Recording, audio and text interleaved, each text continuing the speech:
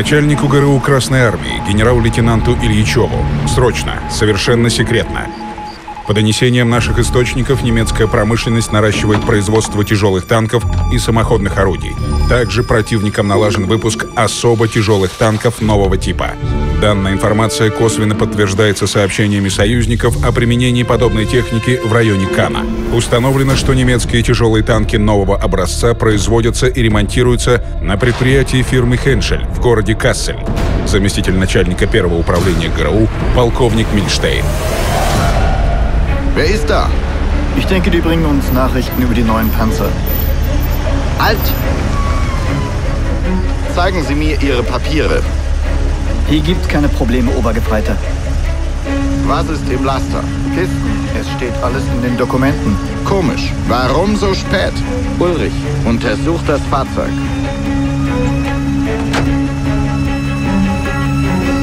Obergefreiter, wir haben eine sehr empfindliche Ladung. Ich wurde nicht über Ihre Ankunft informiert. Obergefreiter, als Ihr Vorgesetzter befehle ich Ihnen... Warten Sie! Franz, kontaktiere den...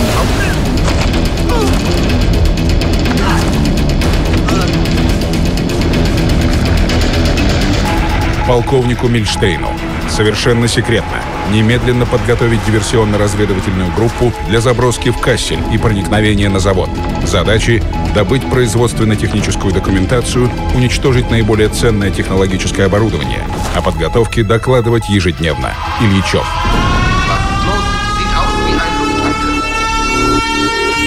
Полковнику Мильштейну. Совершенно секретно. В последней декаде июля зафиксирован существенный рост числа бомбардировок немецкого города Кассель королевскими военно-воздушными силами Великобритании и ВВС США. Основной целью атак являются заводы фирмы «Хеншель» по производству танков и запасных частей к ним. Оперативный дежурный 5-го отдела ГРУ майор Матюшин.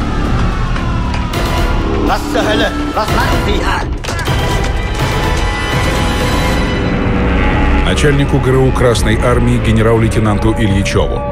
В ночь на 30 июля диверсионно-разведывательная группа проникла на предприятие с целью добычи конструкторских документов. В эту же ночь Кассель бомбила авиация союзников. В назначенное время группа на связь не вышла. Вероятно, захвачена или погибла. Полковник Мильштейн.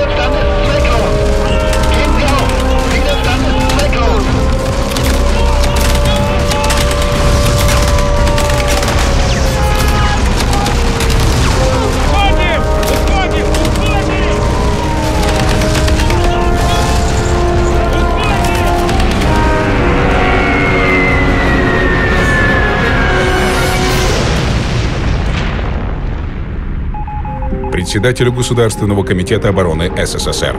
Товарищ Сталин, действиями авиации и диверсионных групп уничтожить производственные базы противника не удалось. Считаю необходимым ускорить оснащение Красной Армии мощными противотанковыми средствами. Начальник ГРУ Красной Армии генерал-лейтенант Ильичев.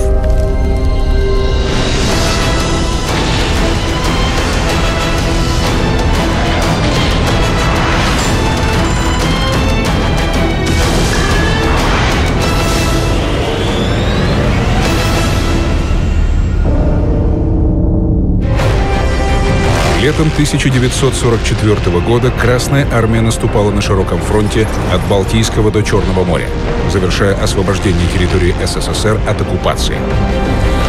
Западные союзники высадились во Франции. Под натиском крупнейших мировых держав гитлеровская Германия проигрывала войну.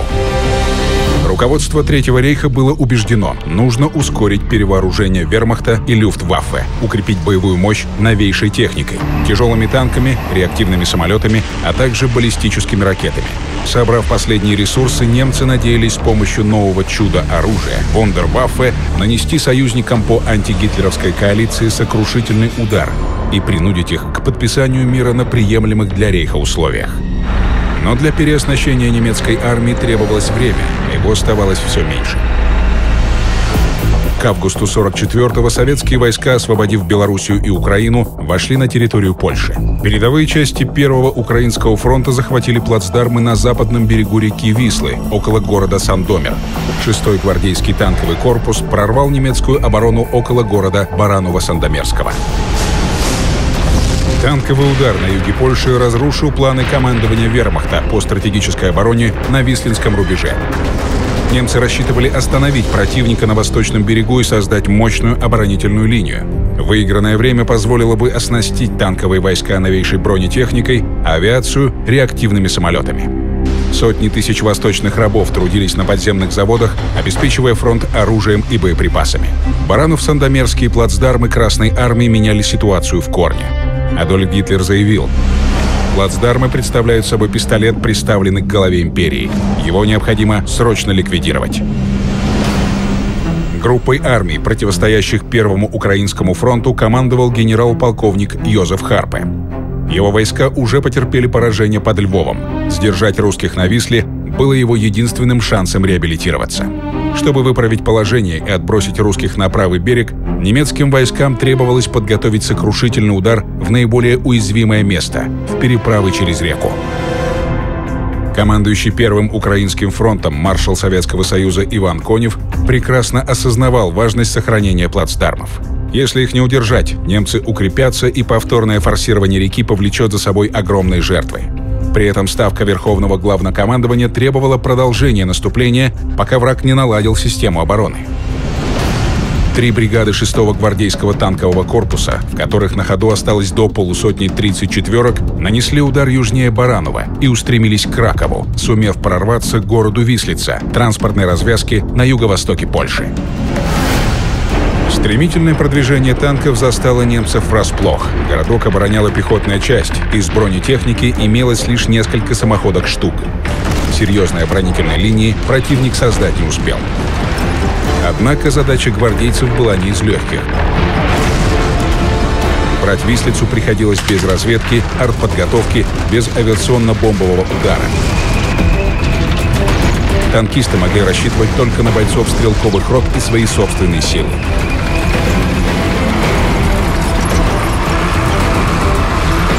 После яростной перестрелки со «Штугами» на окраине города 53-я гвардейская бригада первой ворвалась на улицы города.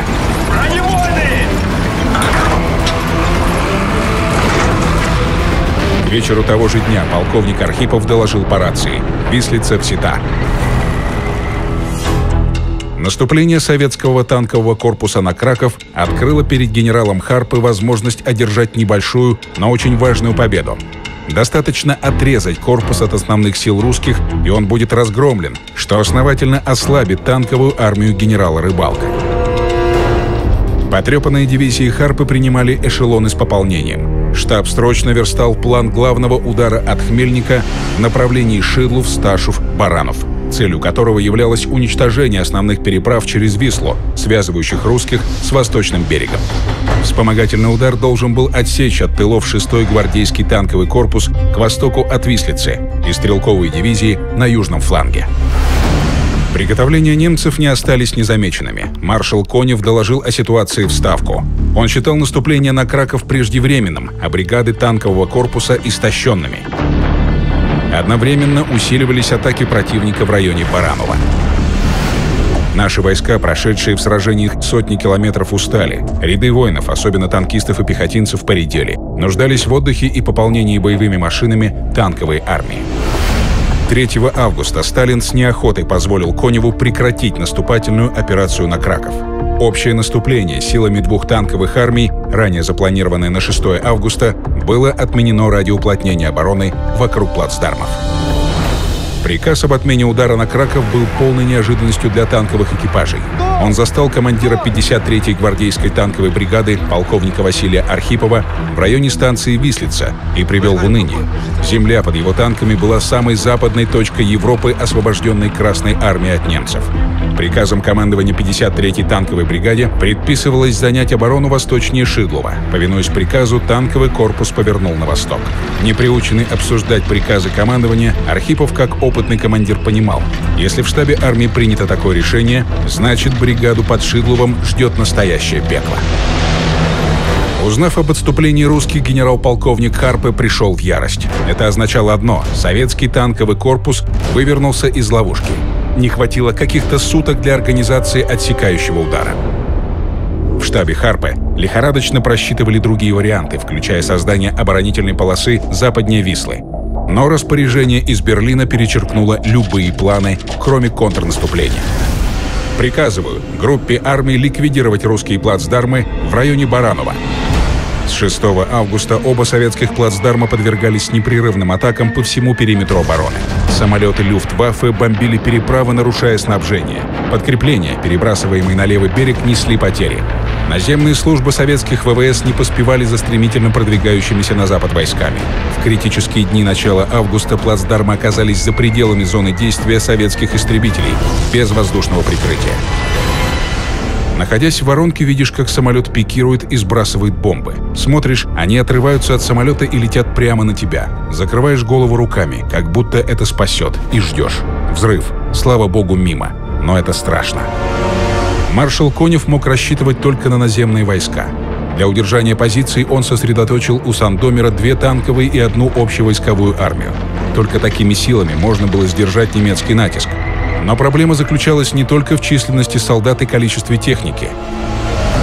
Под Барановым 3 советские армии фактически находились в полуокружении, соединенные с Большой землей лишь 3 дамбами и несколькими паромными переправами через Вислу.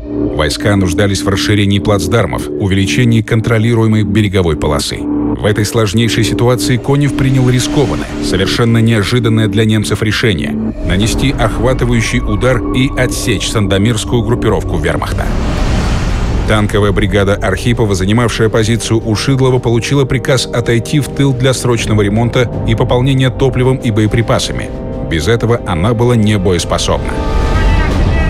На западную окраину городка прибыла стрелковая дивизия, усиленная 2 истребительно-противотанковыми артиллерийскими полками. На вооружении полков имелось 4 десятка орудий ЗИС-2 калибра 57 мм и ЗИС-3 калибра 76 мм. Времени окопаться, подготовить и замаскировать позиции оставалось менее суток. Противотанкисты — это артиллерийский спецназ, призванный стрелять не за горизонт, а прямой наводкой под прицельным ответным огнем врага. Истребительный полк номер 1076 прошел с боями всю Украину, был отмечен наградами. Но никогда ему не приходилось выполнять настолько ответственное задание — прикрыть Шидлов с северо-запада и не допустить прорыва немцев к Сташеву, ведь там прямой выход на Барановские переправы, самое уязвимое место Советского фронта. Командир полка, подполковник Федор Калинин, был весьма обеспокоен сообщением о новых немецких танках. По скудности сведений догадался, об их слабых сторонах ничего не известно. Опыт подсказывал максимально использовать местность. Накануне боя Калинин расположил все 6 батарей полка на обратных склонах невысоких холмов. Так немецкие экипажи смогут засечь артиллерийские позиции, лишь находясь вблизи.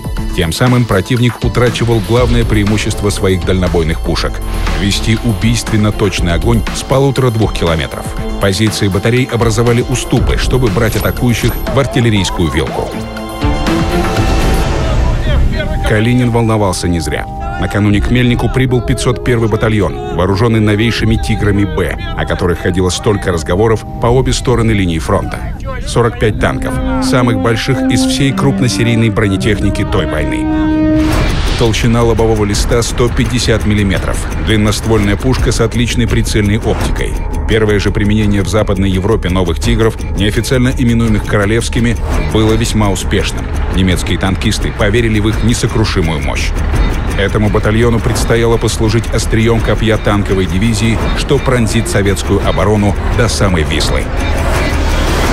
16-я танковая дивизия выступает из района Хмельника в восточном направлении, уничтожает встречающиеся слабые группы противника, не обращая внимания на фланги, и выполняет ближайшую задачу — захват плацдарма на реке Чарна в районе Сташева. Разведгруппа в составе стрелковой роты и нескольких орудий, преимущественно калибром 45 мм, затаилась у дороги Хмельник-Шидлов. Перед разведчиками стояла ответственная и опасная задача — ввязаться в бой с немецким авангардом, выяснить его численность и состав. Ночь выдалась темная. В 3-м часу послышался гул моторов, потом лязганье гусениц. Наконец, из мрака проступили исполинские силуэты.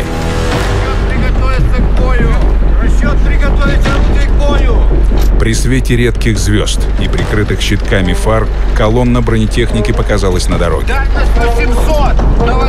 Тяжелая поступь тигров навеяла страх и на самых мужественных. Ясно же, 45-миллиметровые снаряды не причинят громадинам никакого вреда. Командир подавил малодушную мысль — остаться в укрытии, пропустить бронетехнику мимо. Когда головная машина приблизилась метров на 200, он скомандовал огонь. Дальность 800! Наводить по головному! Под срез башни! Давай!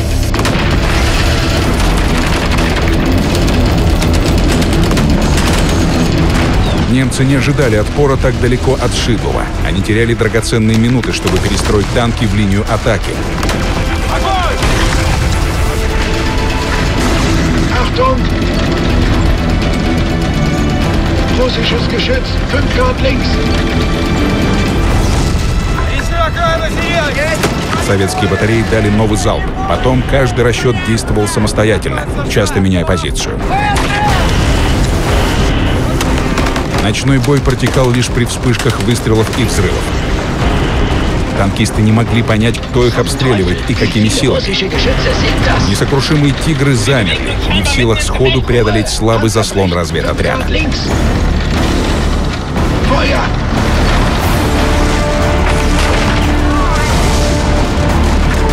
Пока грохотали орудия, радист торопливо отбивал в эфир.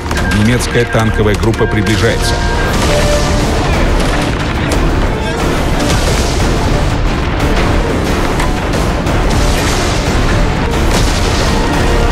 В ходе ночного боя разведгруппа потеряла все орудия и половину личного состава. Но их жертва была не напрасной. Они выиграли драгоценные часы для укрепления позиций у Шидлова истребительно-артиллерийскими полками. Полковник Калинин с тревогой прислушивался к раскатам близкой канонады со стороны Хмельника, всматривался в зорницы. Очевидно, что немцы начали операцию и скоро опробуют оборону полка на прочность. На рассвете по батареям ударила авиация.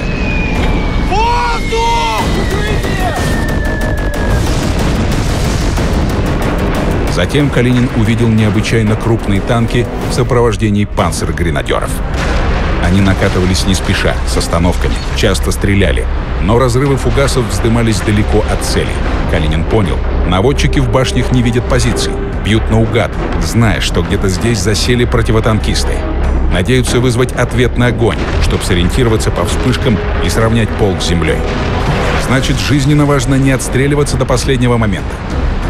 Командир полка оставил наблюдательный пункт и еще раз обошел батареи по свежеотрытым траншеям. Убедился, что каждый комбат, каждый командир орудия знает, огонь не открывать без команды. Данные именно этой батареи, именно этому расчету. Танки приближались. Их снаряды ложились ближе и ближе. Артиллеристы ждали, терпели из последних сил, стиснув зубы. Стальные чудовища неудержимо двигались на наши позиции. Толпы автоматчиков, устремлявшихся вслед за ними, казались почтительной свитой, сопровождавшей особ королевской крови. Огромной, волнистой от циммерита броне. Даже «Пантеры» в сравнении с ними смотрелись не столь устрашающе, как и другая бронетехника — «Штуги» и «Ханамаги». А Калинин по-прежнему медлил. Лишь когда до первых машин осталось не более 300 метров, подполковник прокричал долгожданную команду двум батареям.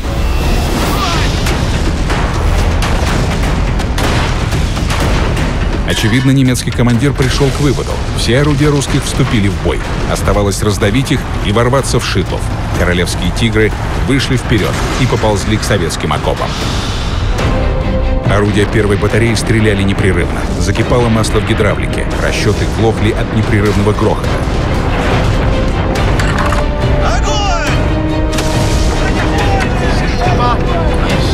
Командир орудия, старший сержант Хази Рашитов, исчерпал все русские и татарские ругательства, проклиная непробиваемые немецкие танки. Прицел 4! Огонь! Они принимали десятки попаданий, но неумолимо приближались. Рашитов заменил раненого наводчика и сам припал к прицелу. Уже различались комья земли, падающие с траков широченных гусениц.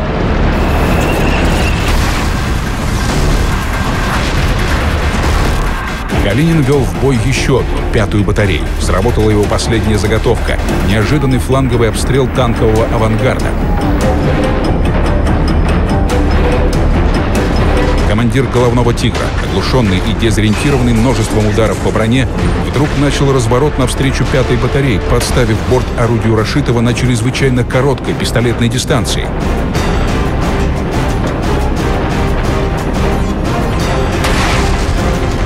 Броня у кормы вспыхнула оранжевым пятном пробития. Танк замер. Над двигателем взвился дым. Немцы еще не ввели в бой основные силы 16-й дивизии. Но эта первая победа вызвала небывалый подъем у артиллеристов. Натруженные руки с утроенным рвением бросали снаряды в раскаленные казенники. Калинин дирижировал полком, как симфоническим оркестром. Вводил батареи в бой, указывал и распределял цели. Во время короткой паузы приказал поменять расположение части орудий. Любая ошибка грозила гибелью и самому дирижеру, и его людям. Столь мощное сопротивление на северо-западе Шидлова никак не вписывалось в планы наступления. Этот городок планировалось занять походя, без потерь. Но приближался полдень. Немцы несколько раз меняли направление удара. На поле боя недвижно застыли десятки уничтоженных или поврежденных танков, а советские истребители все держались. Над позициями двух артполков бушевал ураган разрывов, пламени, осколков. Однако батареи неутомимо отбивали атаки.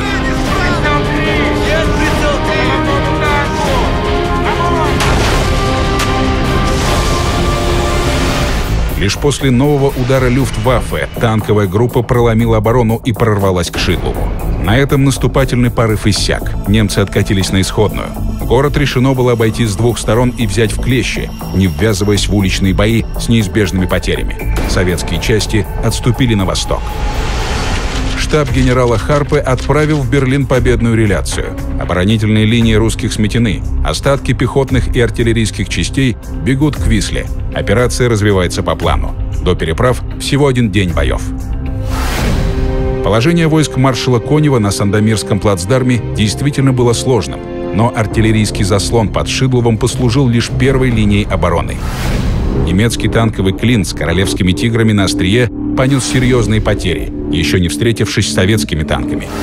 Главный бой на Висле был впереди.